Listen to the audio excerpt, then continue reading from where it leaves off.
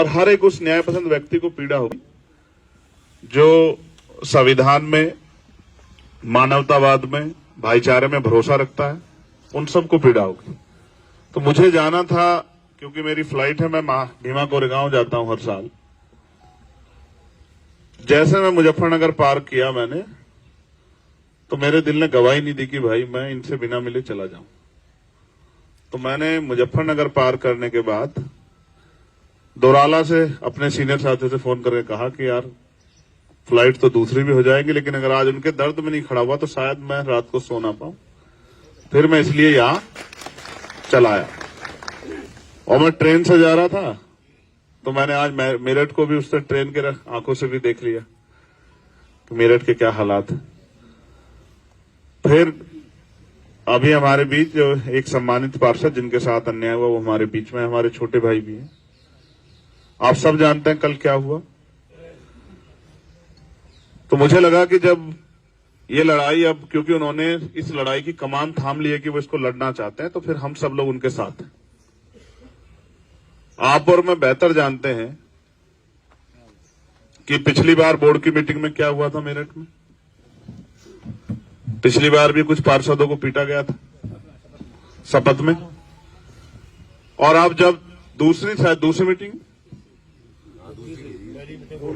Board की दूसरी meeting में भी जो सरकार द्वारा जो भ्रष्टाचार सरकार के नेताओं द्वारा किया जा रहा है, चाहे वो मंत्री जी करवा रहे हो, चाहे मेयर साहब करवा रहे हो, और चाहे एमएलसी साहब या कोई भी जिनका पैसा लगा हुआ है, जिन्होंने पैसे के आधार पर ये हासिल किया है, उनके भ्रष्टाचार पे अगर कोई बात करता तो उनको बड़ी तकलीफ होती है। जब कल हमारे छोटे भाई ने जो सम्मानित पार्षदन के भ्रष्टाचार पे बात की, तो उनसे बर्दाश्त नहीं हुई। और उन्होंने कुछ गुंडे वो साथ रखते हैं इस तरह के कि जो डरा के दबा के राजनीति कर सके, लोगों को रोक सके, झूठे मुकदमे, तमाम तरह के राजनीतिक हथकंडे।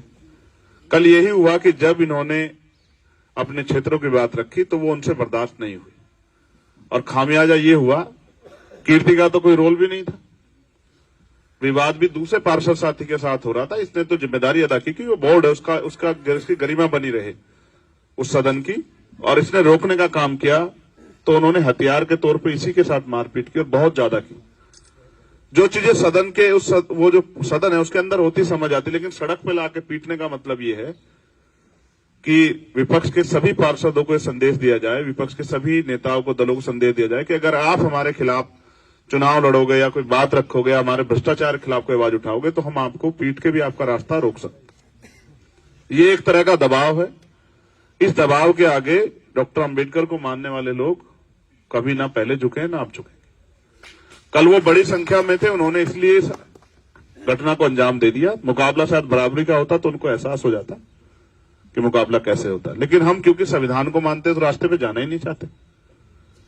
पीट के फिर हमारे ही लोगों को बंद करवा दिया। ये भी एक अलग तरह का कानून बन गया, अलग तरह की जो है राजनीति उत्तर प्रदेश में हो रही है। जो पीड़ित है उसे बंद करवा देते। और मुझे जान के बड़ा दुख हुआ जब भरी आंखों से मुझे हमारे सम्मानित पार्षद ने बताया कि वो हमें ढूंढ रहे थे, पूरा उन्होंने थाने की घेराबंदी कर ली। अगर कल पुलिस के साथियों ने अपनी जिम्मेदारी ना अदा की होती तो वो हमें थाने में जिंदा जला देते। वो पेट्रोल वेट्रोल लेके घूम रहे थे, सरिये वरिये तलवारें लेके। इसका मतलब ये मेरठ वो धरती है जो क्रांति की धरती है, जहां कोतवाल धन सिंह गुर्जर और माता दीन वाल्मीकि जी के नेतृत्व में 1857 की क्रांति हुई। 10 मई 1857 को उस धरती पे क्रांति यानी के लोगों की हक की आवाज उठाना, जुल्म के खिलाफ आवाज उठाने के अपराध में, इसको आजकल अपराध माना जा रहा है उत्तर प्रदेश में, उन आवाज उठाने वालों की आवाज दबाने का काम जला के मार के करने का प्रयास सरकार के लोगों ने किया। आप जानते हैं, मुझे कहने में कोई वो नहीं, आप देखे सरकार के एक मंत्री कैसे कूद कूद के दलितों का दमन कर रहे थे, और वो तो अपने पद का भी दुरुपयोग, अपने पद की गरिमा को भी नहीं बचा पाए। दूसरे जो एमएलसी हैं उन्होंने भी क्या रोल अदा किया आपने वो देखा। ये वही सरकार, उसी सरकार के नेता जो अभी कुछ दिन पहले जिन मुख्यमंत्री जी दलित सम्मेलन कर करके दलितों के हितैषी होने का दावा कर रहे थे। ना भाजपा के लोग कभी दलितों के हितैषी थे, ना पिछड़ों के, ना मुसलमानों के, ना ईसाइयों के, ना बौद्धिस्टों के, ना जैनों के, ना आज है, ना ही वो किसी न्याय पसंद अपर कास्ट के लोगों के भी वो किसी के समर्थक नहीं है। उनका एक एजेंडा है जो भ्रष्टाचार में उनके साथ शामिल है, जो उनकी लूटपाट में शामिल है, वो उनका अपना है, बाकी सब लोग उनके पराए। और वो ये सोचते हैं समय समय पे कभी इसी को अकेला करके पिट लो, कभी इसको। ये काम अब बंद हो जाएगा मेरठ में, क्योंकि कल का जो अपमान है वो पूरे समाज का अपमान है। हक वंचित, कमजोर, दलित, पिछड़े, मुसलमान, अग्रस्त, उन तब लोगों का जो अपने लोगों की आवाज उठा रहे हैं। और आप विश्वास करो, पूरे देश से मुझे फोन आए, क्योंकि हम एक बड़े संगठन को रिप्रेजेंट करते हैं और यहां विपक्ष की भूमिका में सबने मुझसे कहा कि भैया ये तो सरासर अन्याय है। मैं फिर कह रहा हूं, इस बात को मैं बहुत जिम्मेदार दोहरा रहा हूं कि अगर कल पुलिस ने अपनी जिम्मेदारी ना अदा की होती, मैं धन्यवाद दूंगा पुलिस के साथियों का, तो आज हम इनकी जली हुई लाशों को शायद थाने से कहीं से उठा के या फिर किसी नाले वाले से उठा के लेके आते। ऐसा जो है कल का माहौल जो है वो मेरठ में उन लोगों ने बनाया। उनको ऐसा लगता है कि इनकी आवाज उठाने वाला कोई है नहीं और ये अपने लोगों की आवाज उठाते, इनकी आवाज को दबा दिया जाए। मगर मैं समझता हूं कि जहां अन्याय होता है वहां न्याय के लिए आवाज भी उठती है। देश जो है क्रांतिकारियों का देश है, हमने अंग्रेजों के दांत खट्टे किए, इनकी क्या हैसियत है।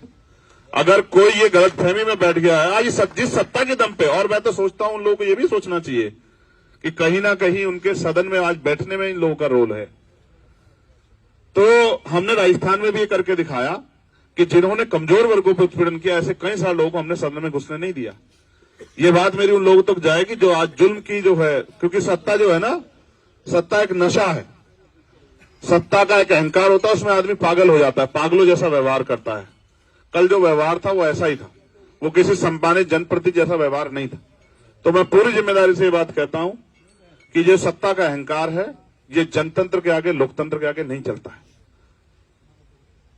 मेरठ की जनता, उत्तर प्रदेश की जनता और हर न्याय पसंद व्यक्ति इस कल के अन्याय को पसंद नहीं कर रहा है, क्योंकि ये चुने हुए लोग। अब मैं ये भी समझता हूं कि एक हथियार उनके पास है, जिसको आपके सामने घटनाक्रम के तौर पे कल दिन में जब ये पूरी घटना, शायद कोई मुझे नहीं लगता कि बीजेपी के लोगों ने कोई सफाई दी थी या कोई आरोप लगाया था, लेकिन जैसे जैसे शाम होती गई, एक हथियार आजकल बीजेपी के लोग यूज कर रहे हैं कि महिला अपमान हुआ। और हम आप पर जानते हैं किस तरह से बहन बेटियों को हथियार बनाने का काम भारतीय जनता पार्टी बहुत दिनों से करती आ रही, जिसको रोका नहीं जा सकता, उसके खिलाफ इस तरह का षड्यंत्र किया जा सकता है। मैं उस पर बिल्कुल, मेरा स्पष्ट कहना है कि वो सब कुछ रिकॉर्डिंग में है। और वो बिटिया जिसके बारे में, बहन जिसके बारे में कह रहे, वो हमारी बहन। अगर उसके अपमान पे उसकी इतने सी भी आंच आएगी तो हम अपनी गर्दन जो है देने के लिए तैयार है, अपने खून का एक कतरा चुकाने के लिए तैयार है। लेकिन उसको हथियार बना के अगर आप दलितों को दमन करने का, उनको जान से मारने का, उनको जला के मारने का, उनको बेइज्जत करने का, उनके कपड़े फाड़ने का काम करोगे तो ये बर्दाश्त नहीं किया जाएगा। सब चीज रिकॉर्डिंग में, कोई चीज सदन की ऐसी नहीं जो रिकॉर्डिंग में ना हो। एक एक चीज गवाही के तौर पे है कि वहां क्या क्या घटनाएं हुई और किस तरह से एक जिम्मेदार सम्मानित पार्षद को नीचा दिखाते हुए लाकर सड़क पर मारने पीटने का प्रयास किया। यही उत्तर प्रदेश की सरकार का यही चाल चरित्र, भाजपा का यही चाल चरित्र है कि दलितों को, पिछड़ों को, मुसलमानों को, आदिवासियों को, जो और न्याय पसंद अन्य जातियों के लोग हैं, उनको किस तरह से अपमानित किया जाए। तो मैं पूरी जिम्मेदारी से कहता हूं, दल बल सब चीजों से ऊपर हटके, ये इंसानियत की बात है, ये न्याय की बात है। हम, हमारी पार्टी, हमारा संगठन सम्मानित पार्षदों के साथ है। उनकी लड़ाई सड़क से लेके कोर्ट तक, जहां तक भी हम लड़ सकते हैं उसको लड़ेंगे। इनको किसी भी कीमत पे अगर इनके साथ दमन करने का प्रयास सरकार करेगी डराने के लिए, तो उस पर हम पुरजोर जवाब देने के लिए तैयार हैं। किसी भी कीमत पे अपने भाइयों को अकेला नहीं छोड़ेंगे। और अगर भविष्य में भी किसी भी जाति धर्म के व्यक्ति पे सरकार के लोग शोषण करेंगे, उसकी आवाज बनने का काम हम लोग करेंगे। और क्योंकि इंदु शेखर के मामले में लंबे समय पहले एक घटना यहां गई थी, आपने देखा होगा किस तरह से एक मजदूर की, मिस्त्री की हत्या जो है वो अपने पैसे मांगने पे की गई थी, और आज तक उसमें जो आरोपी हैं वो गिरफ्तार सभी लोग नहीं हुए। उसमें भी शायद 10 तारीख की पंचायत की कॉल समाज के जिम्मेदार लोगों ने यहां दी है। मैं खुद उस 10 तारीख की पंचायत में शामिल होऊंगा और मैं बड़े पैमाने पर आह्वान करता हूं देश भर के लोगों से कि वो भी 10 तारीख की पंचायत का हिस्सा बने। अगर सरकार, पुलिस, सब लोग मिलजुल के दमन करने का काम गरीबों का करेंगे, निर्दोष लोग करेंगे, तो उनके खिलाफ आवाज आज नहीं तो कल उठानी पड़ेगी। और अगर इस बात में मेरठ चूक जाता है, जो क्रांति की धरा है, जिसने देश को गुलामी से आजाद कराने के लिए पहली जो है आहुति दी, बलिदान दिया, अगर मेरठ चूक जाता है तो ये तो मेरठ का बहुत बड़ा अपमान होगा। तो मेरठ का अपमान, पश्चिम का अपमान कमजोरों का, गरीबों का, नौजवानों का अपमान नहीं होने देंगे।